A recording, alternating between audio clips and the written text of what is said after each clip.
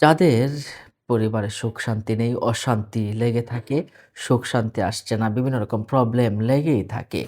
অসুখী পরিবার, স্বামী-স্ত্রী যাদের সুখ-শান্তি নেই, পরিবারে অশান্তি লেগে থাকে, যদি ঝগড়াঝাটি, বিপদ-আপদ লেগেই থাকে, অসুখী অবস্থায় পড়ে যায়, তখন তারা আল্লাহ সুবহানাহু ওয়া তাআলার একটি নাম পড়বেন, ইয়া মুসাউবিরু পড়লে বেশি, বেশি করে পড়বেন। কিছুদিন যদি অশান্তি লেগে থাকে কিছুদিন পর্যন্ত ইয়া মুসাউরি হাঁটতে চলতে বসতে পড়লেন।